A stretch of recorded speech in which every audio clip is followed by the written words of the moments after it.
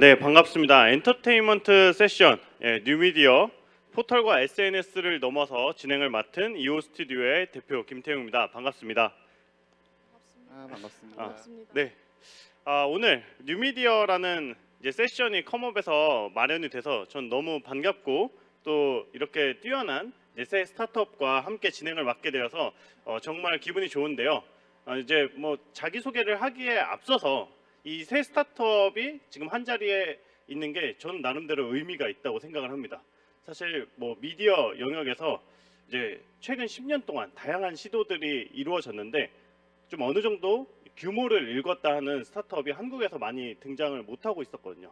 근데 이 새 스타트업은 이제 나름대로 이제 수익 모델을 찾아나간 스타트업도 있고 시리즈 A 단계까지 간 이제 스타트업도 있고 기술력을 인정을 받아서 이제 팁스라는 이제 과제까지 이제 간 그런 이제 플랫폼 성격의 스타트업도 있습니다. 그래서 뉴미디어에 관심 있는 분들 주목해 주시면 좋겠습니다. 네, 네, 각자 자기 소개 한 번씩 해주시죠. 네, 회사 소개도 같이 하면 될까요? 네, 좋습니다. 네, 알겠습니다. 저는 우리가 시간이 없지 세상이 안 궁금하냐라는 슬로건을 바탕으로 밀레니얼 세대에게 쉽고 재밌게 세상 돌아가는 이슈를 이메일로 전달하고 있는 유닉이라는 회사를 운영하고 있는 빈다은이라고 합니다. 반갑습니다. 네, 반갑습니다. 안녕하세요. 저는 실리콘밸리에서 7년 정도 엔지니어로 일을 하면서 실리콘밸리의 문화가 어떻게 의사결정을 해 나가는가, 그리고 그거를 이제 역할 조직이라는 말을 만들어서 책으로도 쓰고 그랬었는데요. 그 문화를 한국 정치에도 적용을 하면은 정말 괜찮은 의사결정을 해 나갈 수 있지 않을까, 그런 생각을 가지고 OXO로 자신의 입장을 이야기할 수 있는 옥서 폴리틱스를 만들어서 지금 운영을 하고 있는 유호현이라고 합니다. 반갑습니다. 안녕하세요. 저는 띵스플로우 대표 이수지고요. 저희가 운영하고 있는 헬로우봇이라는 어플은 안녕 챗봇 친구라는 그 슬로건으로 언제나 답해주는 채팅봇 친구들, 그래서 가장 유명한 타로 챗봇 아마마와 다양한 챗봇 친구들을 서비스하고 있습니다. 네, 반갑습니다. 네, 우선은 이제 새 스타트업에 대해서 조금 더 자세히 알아보고 싶은 게 이제 미디어 이제 사업을 한다는 건 스타트업을 한다는 건 이제 어떤 문제를 해결한다라고 많이 이야기를 하잖아요. 좀 구체적으로 우리는 어떤 문제를 이제 해결하고 있는 이제 스타트업이고 좀 어디까지 해결해 왔는지 한번 들어볼 수 있을까요? 네, 자연스럽게 저부터 해보겠습니다. 일단 유닉은 처음에는 우리가 읽을 뉴스가 없다라는 되게 심플한 문제에서 출발했다고 보시면 되고요.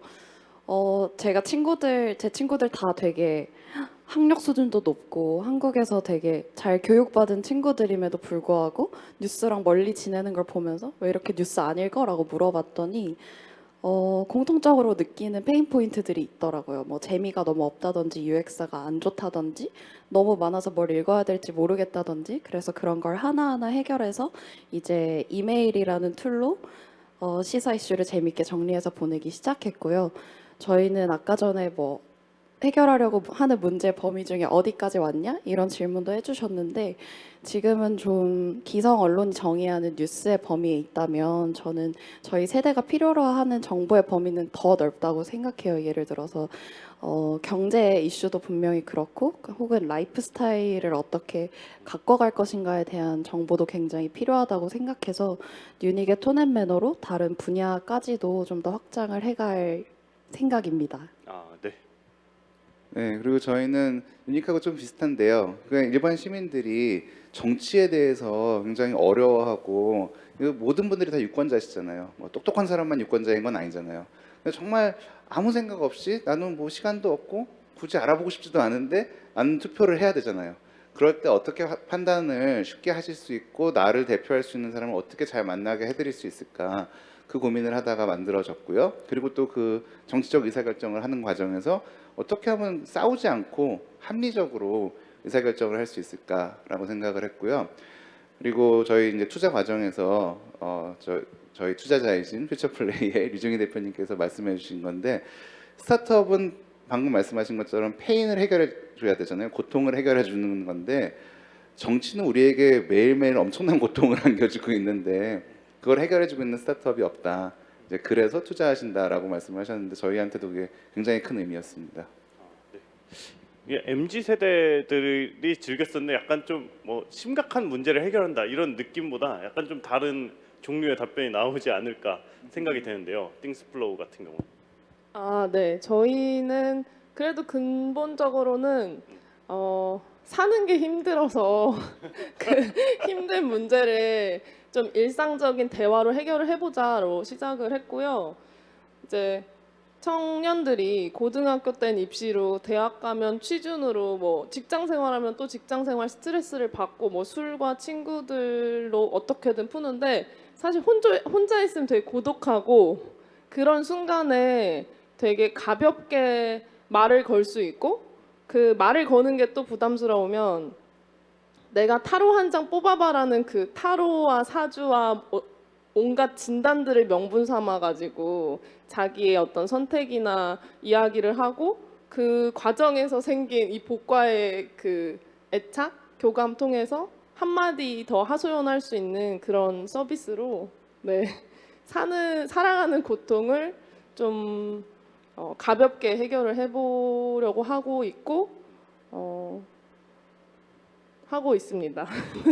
네, 이게 정치가 힘들어서 이제 뉴스가 힘들어서 사는 게 힘들어서 네, 이렇게 모인 것 같습니다. 그 뉴닉 대표님께 좀 질문을 드리자면은 사실 뭐 뉴스가 뭐 재미가 없고 우리랑 맞닿아 있지 않다고 이제 해서 이제 그 문제를 해결하기 위해 좀 다양한 접근들이 가능했을 것 같은데 뉴스레터와 또 이제 고스미라는 캐릭터 IP를 활용한 게 좀 뉴닉만의 좀 다른 부분이잖아요. 다양한 선택지들 중에서 그 두 가지를 이제 밀게 된 이유가 있을까요?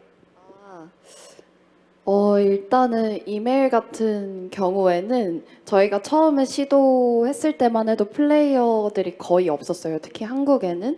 근데 그 당시에 제가 봤을 때 분명히 해외에서는 잘 되고 있고 저희가 서비스하려고 하는 분들의 루틴을 보니까 항상 아침마다 이메일을 다들 여시더라고요. 그래서 저 틈새에 우리가 들어가면 되게 그들의 루틴에 자연스럽게 녹을 수 있지 않을까?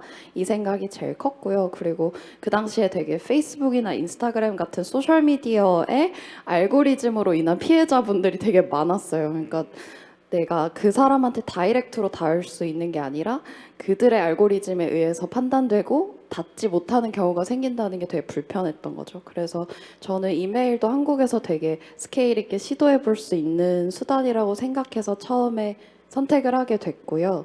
그리고 저는 어쨌든 재밌고 귀여워서 마음이 계속 가야 컨텐츠를 본다고 생각하거든요. 근데 제가 다루는 이슈가 뉴스다 보니까 아무리 텍스트로 막 재밌게 하고 말랑하게 풀어도 한계가 좀 있더라고요. 그래서 어떻게 하면은 사람들의 마음을 더 작정하고 녹일 수 있을까 이런 브랜딩적인 고민을 많이 하다가 저희의 고스미라는 캐릭터가 있어요. 고슴도치를 닮고 약간 신문의 뾰족뾰족함을 닮은 귀여운 캐릭터인데 그 친구들한테 그 친구에게 이슈에 맞는 옷을 막 입히기 시작하면서 좀 더 사람들의 마음을 사고자 하는 이유로 이제 그런 캐릭터도 만들게 됐고 좀 자연스럽게 팬덤 형성까지도 좀 이어진 것 같아요. 네. 조금 더 깊이 있는 질문은 좀 아껴뒀다가 해보겠습니다. 알겠습니다. 옥소 폴리틱스 같은 경우에도 가만 보니까 이 세 스타트업 모두가 이제 캐릭터를 활용을 하고 있어요. 옥소 같은 경우에는 좀 호랑이도 있고 이제 뭐 소도 있고 코끼리도 있는 것 같은데 그리고 이제 데이터와 IP 또 커뮤니티를 활용해서 문제를 풀어보겠다라고 선택을 하셨는데 좀 그러한 뭐 전략을 세우게 된 뭐 배경, 뭐 과정이 있을까요? 네, 지금 뭐 페이스북도 그렇고 유튜브도 그렇고 정치적인 소식을 접할 때 가장 큰 문제는 방금 전에도 말씀해 주셨듯이 굉장히 알고리즘에 의해서 우리가 꼭 이것만 봐야 되나 싶은데 항상 똑같은 것만 계속 한쪽 방향의 이야기만 계속 전달해 주잖아요. 그래서 저희는 한 사안에 대해서 좀 다양한 스펙트럼의 이야기를 들어보자. 좌파부터 우파까지 아니면 진보부터 보수까지 그 이야기를 다 들어보자라고 하려면은 다른 사람들의 이야기를 다 각자의 이야기를 해야 되는데 근데 전 좌파입니다 하고 얘기하는 것보다는 저는 호랑이 부족 사람인데요.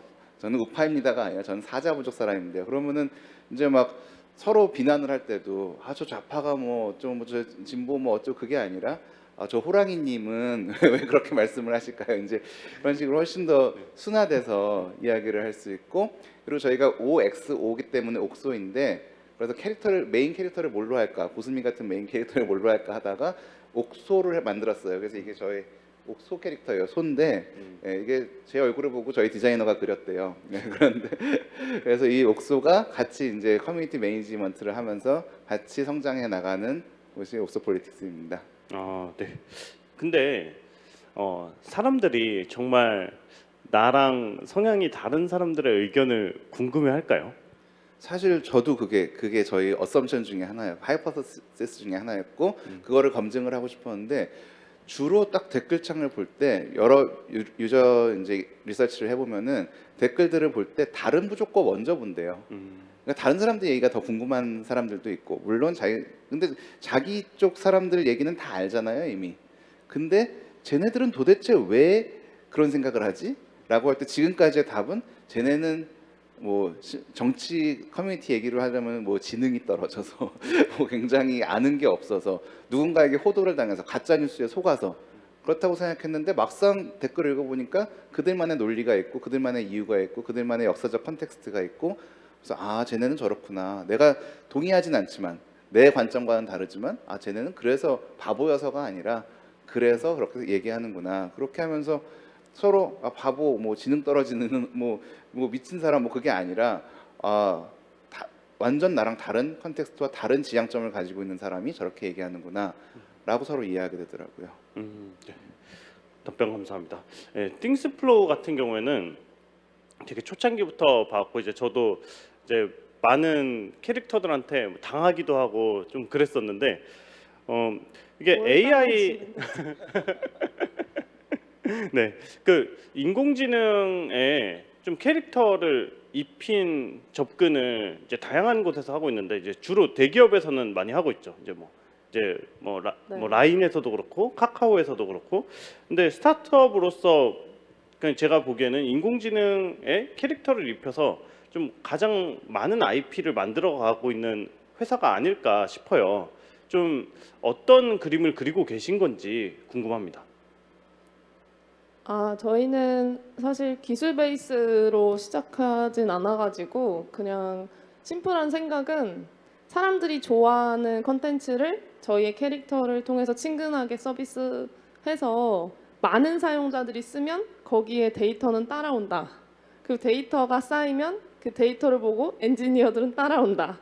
이런 논리로 가장 앞쪽에 있는 그 사용자들이 원하는 어떤 대화 컨텐츠들을 제작하는 데 집중을 하고 있고요.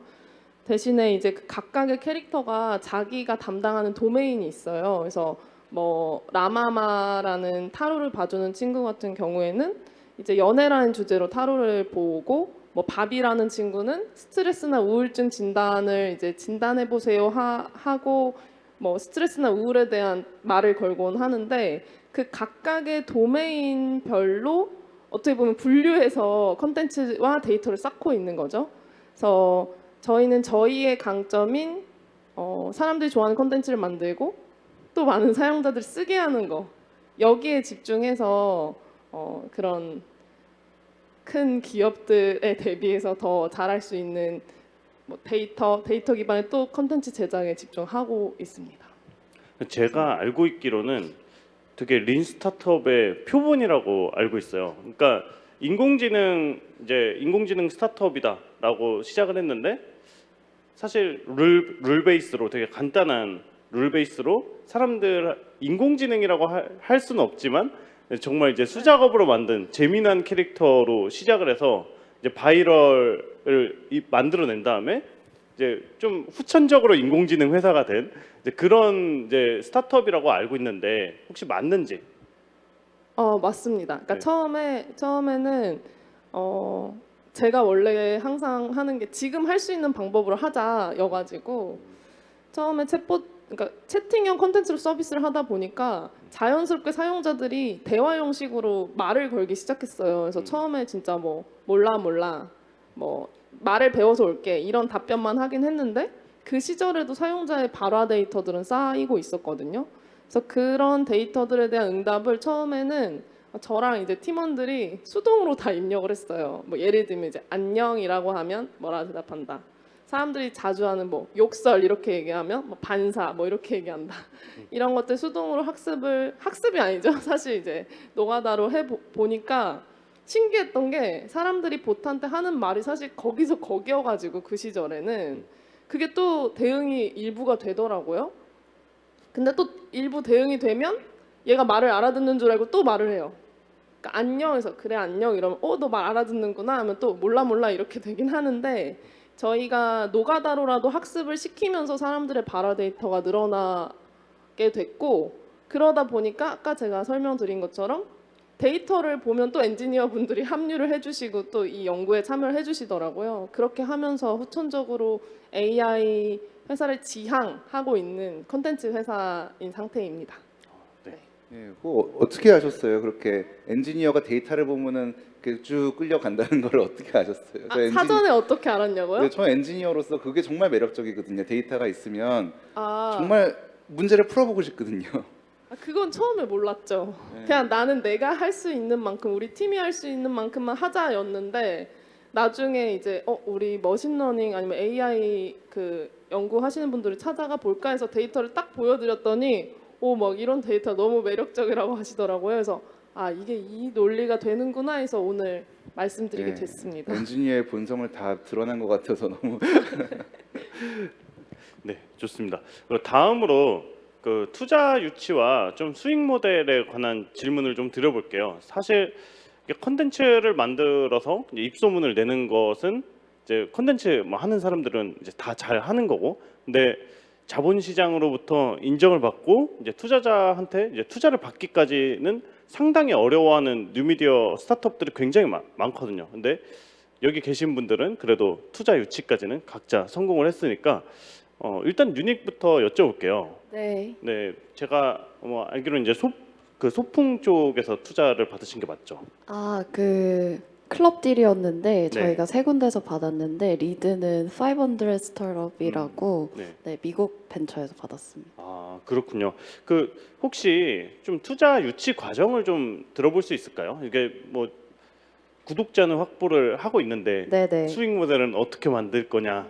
왜 너네한테 뭐 돈을 넣어야 되냐? 뭐 이런 다양한 질문들이 있었을 것 같아요. 네네. 어떤 챌린지가 있었고 어떻게 클로징이 됐는지. 네.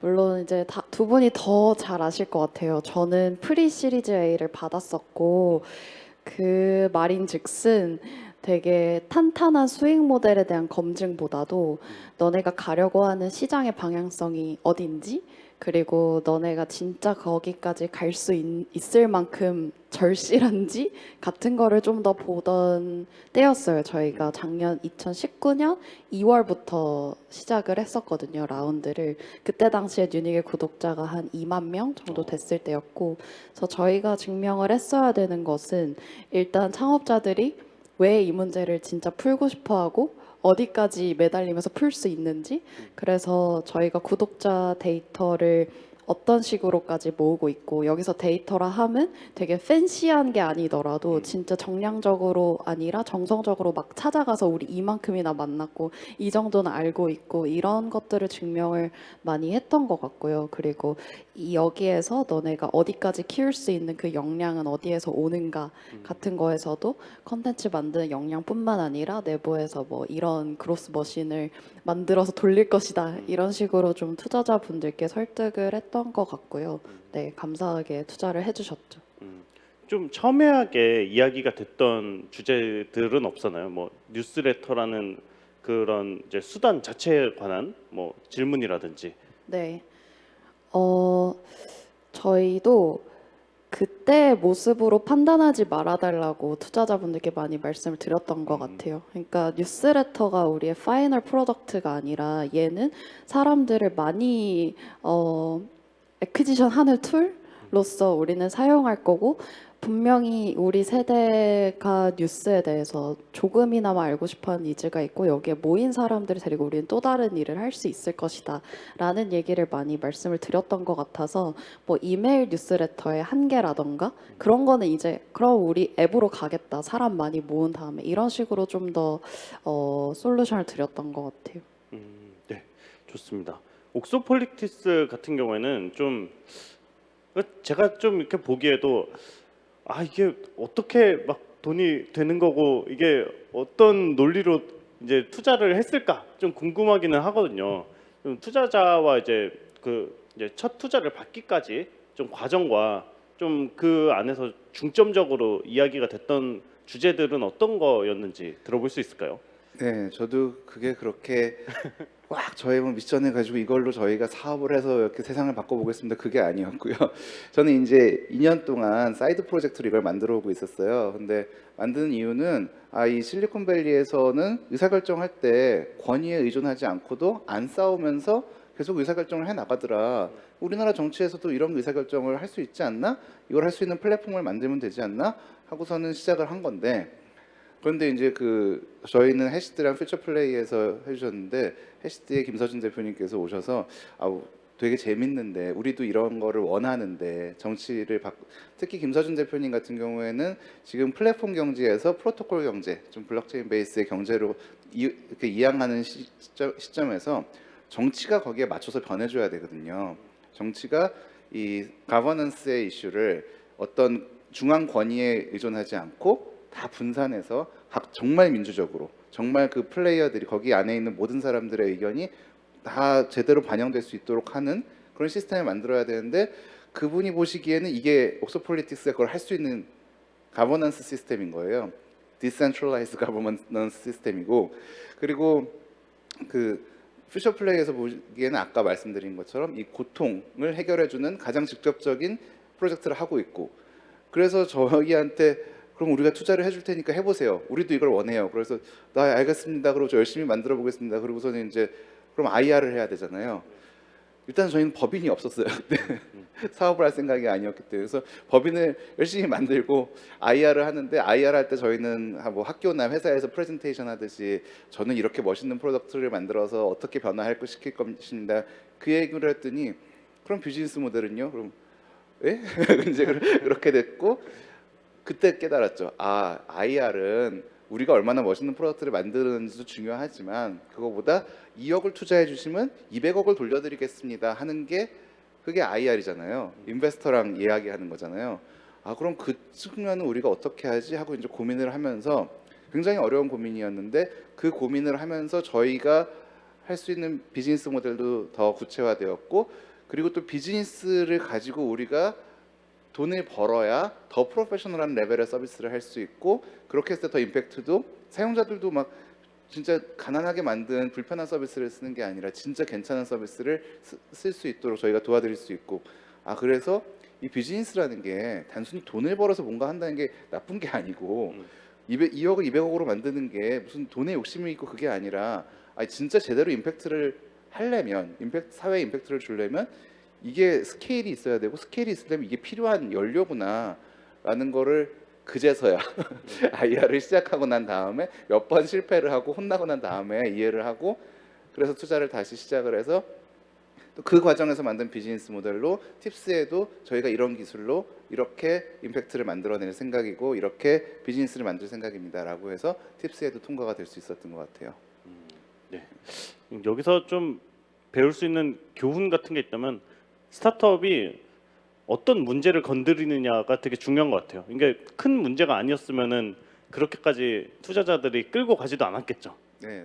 네, 띵스플로우 같은 경우에 얼마 전에 시리즈 A 유치하신 걸로 알고 있어요. 네, 네, 축하드립니다. 감사합니다. 네. 제가 좀 띵스플로우에 대해서 사실 그냥 사적인 자리에서 이제 뭐 다른 이제 뭐 투자하고 이런 스타트업 대표들하고 뭐 남의 스타트업 이야기 좀 하잖아요. 근데 그때 띵스플로우에 대해서 막 이야기를 나눌 기회가 있었는데 이게 재밌기는 한데 사람들이 진짜 이게 돈을 써? 이게 타로에 돈을 써? 이게 말이 돼? 했는데 진짜 그렇다고 진짜 이 띵스플로우의 이용자들은 좀 되게 특이하고 이제 MZ 세대들 진짜 우리가 이해할 수 있는 이제 띵스플로우만이 아는 그런 세계가 있다라는 식으로 이야기를 들었어요. 좀 MZ 세대들 바탕으로 이렇게 데이터와 이제 성과들을 만들어 가고 계신데 좀 시리즈 A 단계면은 이제 뭔가 그래도 우리가 이걸로 승부수를 던져 보겠다가 돼야 클로징이 될 수 있잖아요. 좀 어떤 성과들을 모아왔고 어떤 비전을 공유하면서 투자 유치 받으셨는지 들어볼 수 있을까요? 네, 실제로 이게 대화형으로 가볍게 던지는 컨텐츠로, 그러니까 챗봇 컨텐츠로 수익화가 가능한지에 대한 그 궁금증이 많으셔서 열심히 PR을 하는데 어필이 안 되나 봐요. 작년에 그 결제액이 한 10억 원 정도 됐고요. 올해도 상반기에 결제액이 한 10억 원 정도 됐고, 근데 이제 투자 논리는 뭐 그 정도 수준을 벌자고 하는 건 아니신 것 같더라고요. 미팅을 했을 때. 이번에 시리즈 A 같은 경우에는 사실 저희가 지금까지 사람들이 좋아하는 컨텐츠를 채팅형으로 친근하게 서비스하면서 이 각각의 대화 주체가 되는 캐릭터 봇들 간의 어떤 교감에 집중을 해왔는데 이 정도의 매출은 따라온 것이고, 사실 저희가 비즈니스 모델에 완전히 집중을 한다고 하면은 뭐 2배 쉽게 이상 할 수 있고, 그 기회가 되게 많아요. 실제로 저희가 컨텐츠 판매 비즈니스 외에 이렇게 하나의 아바타로서 그 개발된 채팅형 대화 캐릭터의 대화형 엔진 같은 경우가 뭐 음성 스피커라든지 뭐 제페토의 3D 월드라든지 다양한 그 포맷으로 API 서비스가 될 수가 있고, 또 거기에 비용을 지불하는 기업들이 있고 본인들의 어떤 캐릭터 대화형 엔진을 위해서, 그래서 이런 다양한 비즈니스 모델의 확장과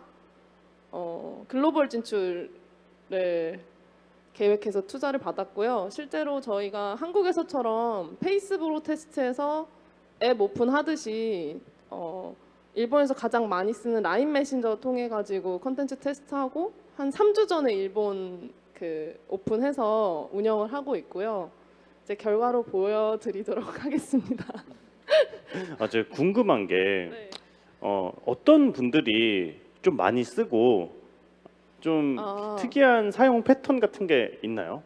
그 대표님의 좀 예상과 기대를 뛰어넘었던 이 세대들은 이런 뭐 캐릭터나 뭐 인공지능 이런 걸 이렇게 인식을 하는구나.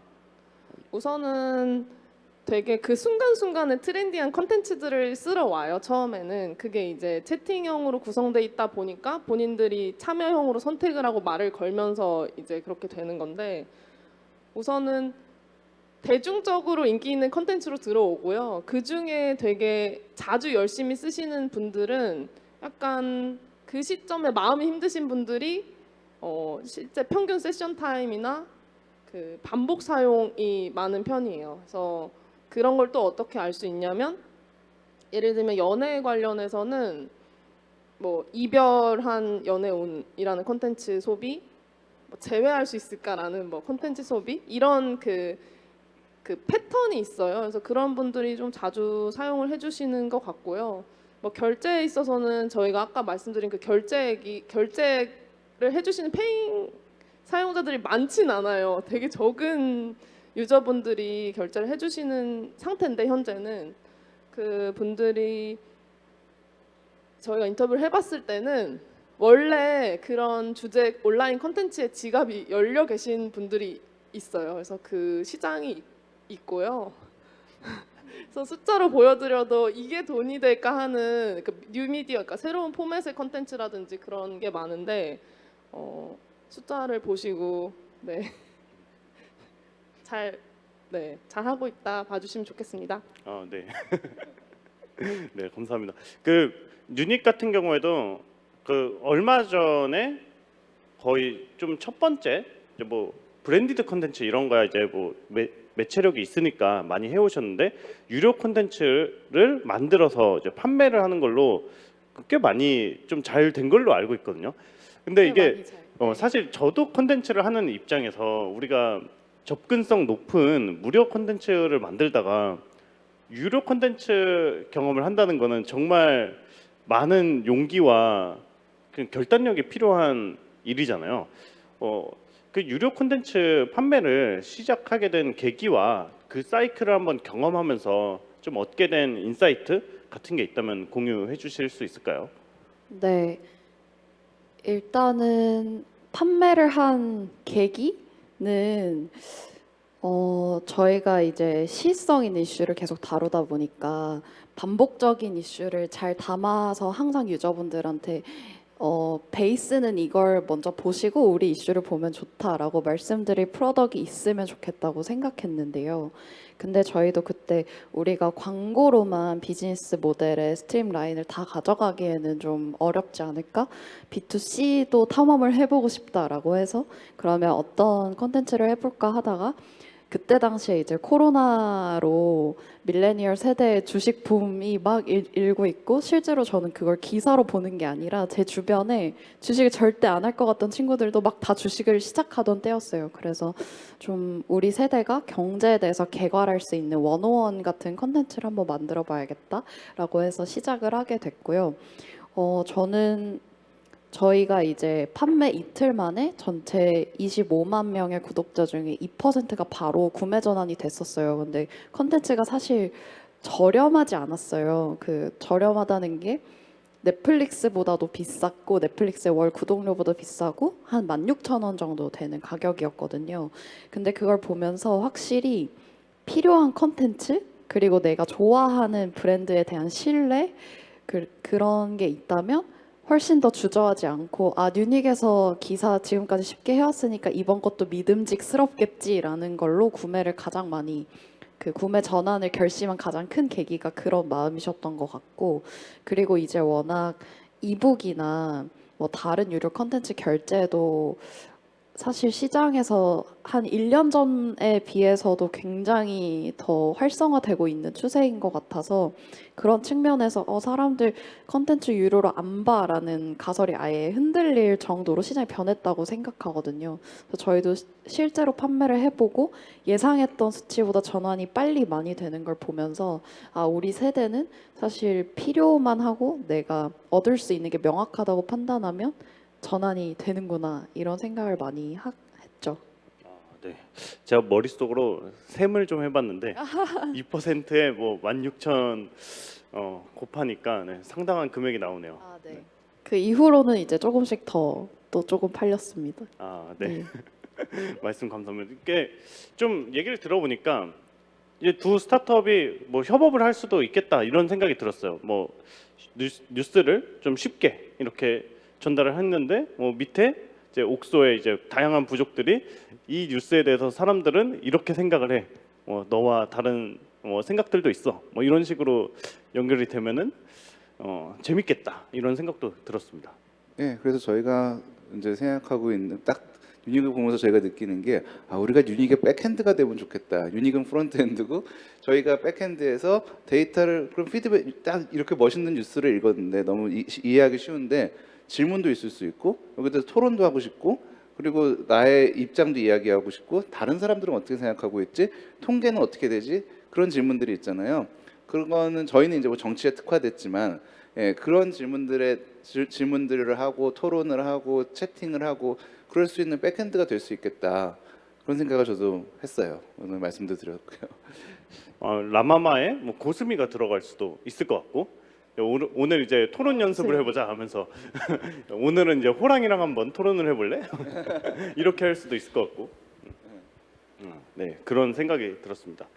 그 호연님께서 아까 이제 프로토콜 경제에 관해서 좀 이야기를 하셨는데 사실 이번에 이제 컴업 개막식 때도 이제 박영선 장관님이 이제 프로토콜 경제라는 키워드를 이제 강조를 하셨고 저 이야기가 이런 행사에서 나오다니 뭐 충격적이다 하면서 이제 블록체인 업계에서 굉장히 좀 많이 반겼던 걸로 기억을 하고 있어요. 근데 사실 좀 생소한 뭐 용어고 그러잖아요. 이제 프로토콜 경제란 뭐고 이제 프로토콜 경제에서 좀 그 지금 플랫폼에서 이제 프로토콜 경제로 이제 나아가려는 옥소 폴리틱스의 약간 뭐 로드맵 같은 걸 들어볼 수 있을까요? 예. 굉장히 어려운 질문이네요. 일단 프로토콜 경제가 뭐냐? 이 플랫폼 경제는 지금 뭐 페이스북이나 지금 우리가 가지고 있는 거의 모든 것들이 이제 다 플랫폼화 되었죠. 플랫폼은 이제 와서 한 플랫폼에 와서 이제 각자 이야기를 하고 서로 매칭이 이루어지고 뭐 페이스북에 올리고 이제 그렇게 되는 게 플랫폼 경제고, 그 플랫폼 안에서 사람들이 노는 건데 거기서 어떤 중앙에 관리해주는 주체가 있는 거죠. 근데 프로토콜 경제는 이 프로토콜이라는 게 사실 어떤 약속이거든요. 규칙, 약속을 가지고서는 따로따로 그냥 어떤 중앙 권력 없이 그냥 이야기를 하는 거예요. 그럼 이제 옥소에서 예를 들어 보면은 호랑이랑 사자랑 싸움이 붙었어요.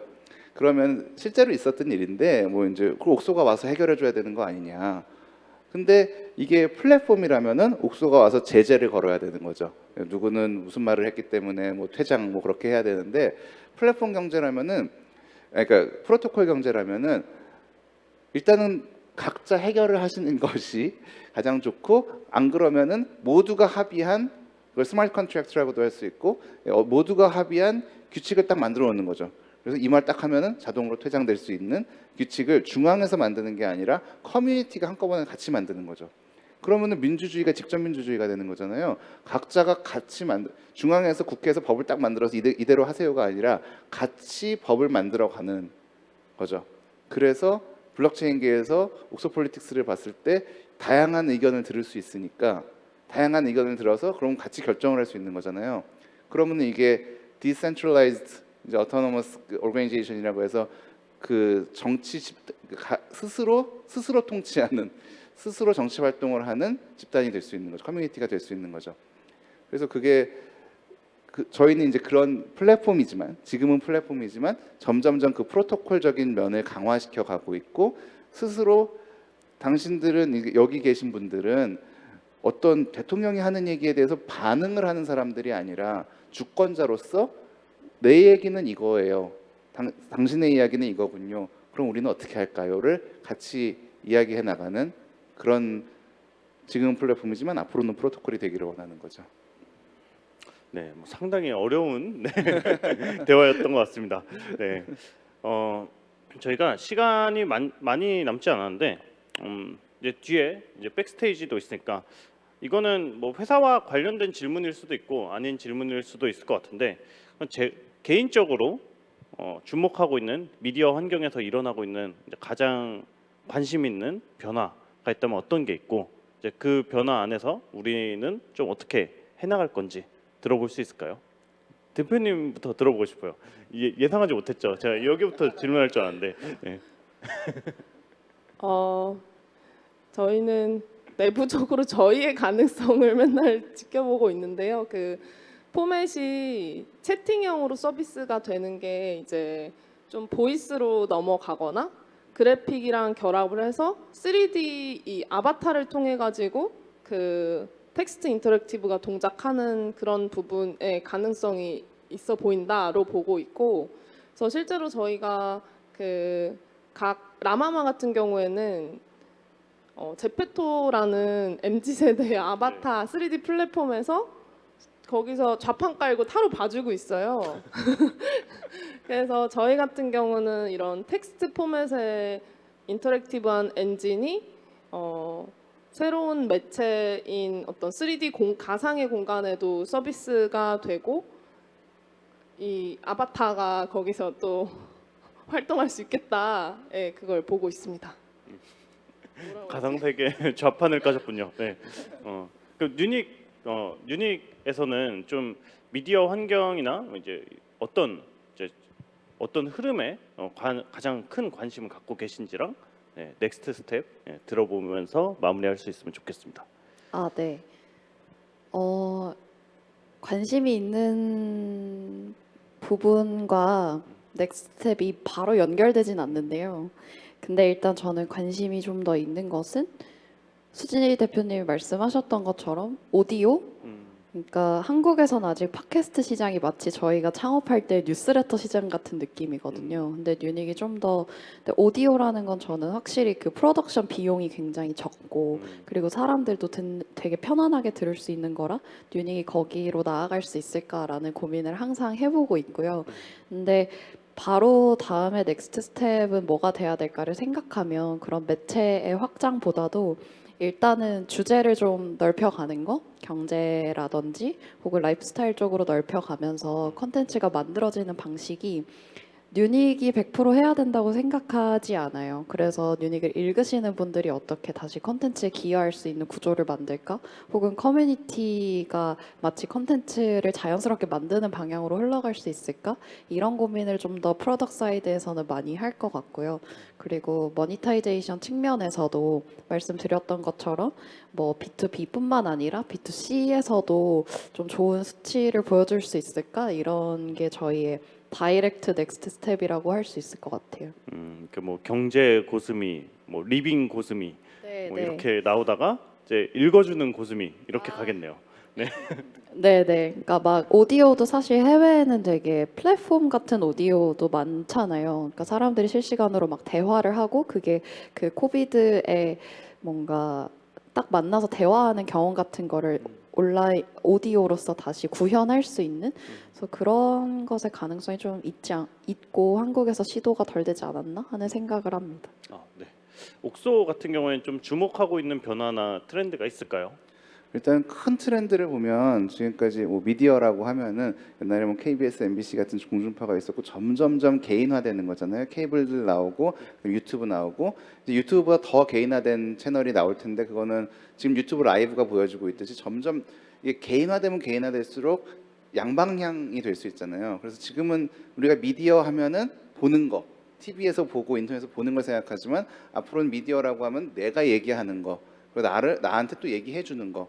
이렇게 띵스프로 같은 그런 것이 미디어가 되겠죠. 이제 그래서 저희가 생각하고 있는 거는 정치 지금까지 관전했잖아요. 관전하고 관찰하고 공부하고 그런 거였는데 그게 아니라 내 얘기 나를 누가 어떻게 대표해 줄 거예요. 그리고 나를 대표해 줄 사람은 누구예요. 그래서 매칭이 이루어져야 되고 추천이 이루어져야 되고 그런 각 정치 플레이어 간에 서로 나랑 생각 같은 사람들 모여라 아니면 생각 다른 사람들하고 얘기해 보자. 그런 완전 점조직화된 그런 이게 각 노드라고 하는데 프로토콜 경제에서는 그 각 노드들이 따로따로 움직이면서도 크게 하나를 만들 수 있는 어떻게 보면 이제 탈중앙화라는 말이 굉장히 어려운 얘기처럼 들리지만 결국은 이 KBS가 유튜브가 되고 유튜브 라이브가 되는 것처럼 중앙화에서 점점점 개인화되는 거 이제 그게 저희는 큰 트렌드라고 생각하고 그랬을 때 정치의 역할도 중앙에서 모든 걸 다 하는 게 아니라 각 사람 한 사람의 이해관계를 이야기할 수 있고 그걸 들어주는 그런 정치가 되는 것이 지금 저희가 만들어가고 있는 시스템이에요. 네, 답변 감사드립니다.